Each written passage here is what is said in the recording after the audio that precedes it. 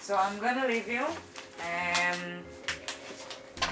Yeah, if Ty feels like he needs to work, then... I have records here since 31, and I have records from the 80s, and I want to make a combination of this whole history, the way I see it and the way I can approach to the crowd and into my heart.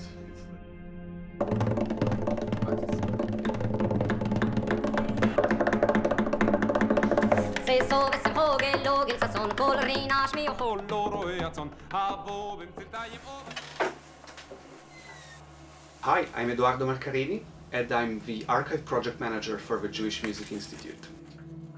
What makes this archive unique is that it really highlights the personal networks and movements of Jewish people within the UK at a specific time in history.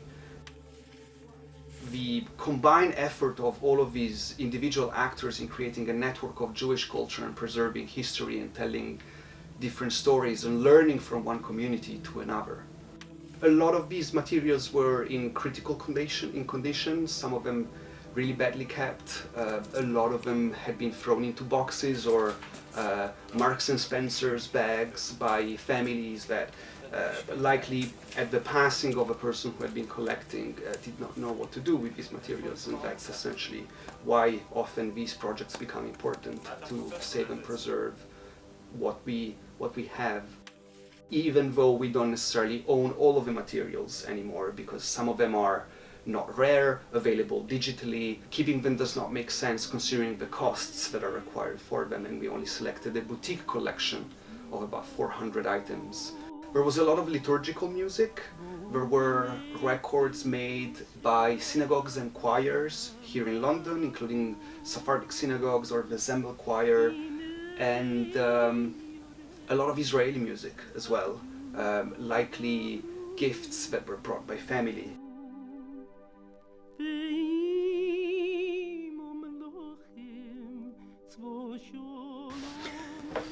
Hi, my name is Yuval Wajima. I'm a researcher, DJ, collector, and I curated the JMI Archive and all the collection. It was beautiful, amazing, and very nice process.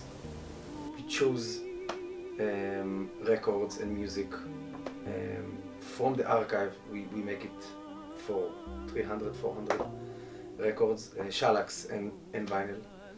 And we found a richness of music from Piyut to a jazz, for rock, army band, for example. It's like Duvi Zeltzer, Israeli composer. And he do like, it's a bit orientalistic, but it's super beautiful. It's first funk or Middle Eastern album. It's kind of rare, people look for it a lot. I can compare it to Herbie Hancock album. Like in the, if you hear it and you don't know where it's come from, absolutely. This one also, I have one copy in my mother's house. It's closed to save if there is some bombs that come, so I will save it. It's a very old recording from Yemen. They recorded in a synagogue, daytime, not in Shabbat. And yeah, it's all the golden age of Yemenite praying, mainly Shabbat. Very beautiful.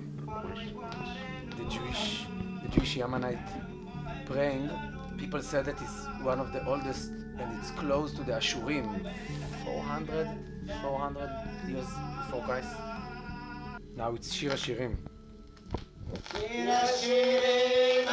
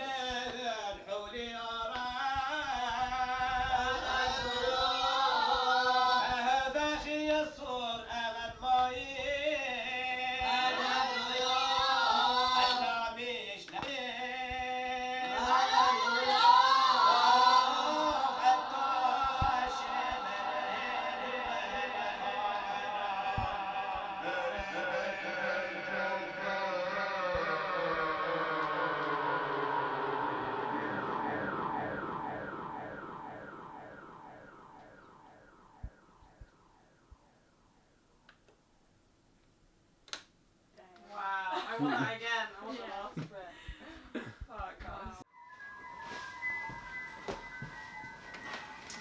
Hello, I'm Rona. I'm from Amuka, Tel Aviv, Israel, and I'm here in this beautiful office full of records, translating this beautiful archive into a show. First of all, the show called Deep Listening, which is something that I'm usually doing all over the world, in like music for dreams usually, or music to like that specifies some kind of text and some specific issues.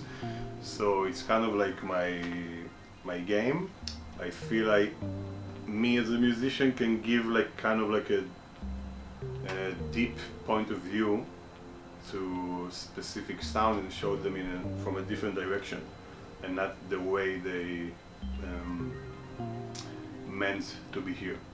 So the process of this project, this insane project, is that I didn't have the option actually to listen to anything of this, I think, 500 records that here in this room. So only when I arrived to London, I could listen for the first time to all of it. It took me 2 days. Really surprising to you doing this, like any piece of music or... Yes, a lot. Bikel, this is a crazy track here called Sisu Simcho, and it will be a surprise for the show. But this project is about cultures, and it's not about my material. But again, as you ask, I also put my own material and I'm trying to combine it together. Let's see the result in 2 days. When people ask me what to expect from Ty's set, the honest answer is I don't quite know. He's only had a few days with these records and they don't exist anywhere else. What you'll hear is time itself. Hiss, crackle, dust, compliments of prayer, stillness, elevation, sounds that feel both near and distant. Feel free to close your eyes and take your moment. We'll close the evening with... The 20th century did not exist.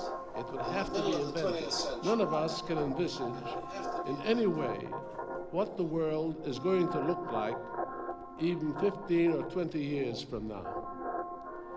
There is more progress being made in medicine and science and mathematics and in technology in 10 or 15 years nowadays than was made in 2,000 or 3,000 years before our time. I remember very well the time when television was not even dreamed of.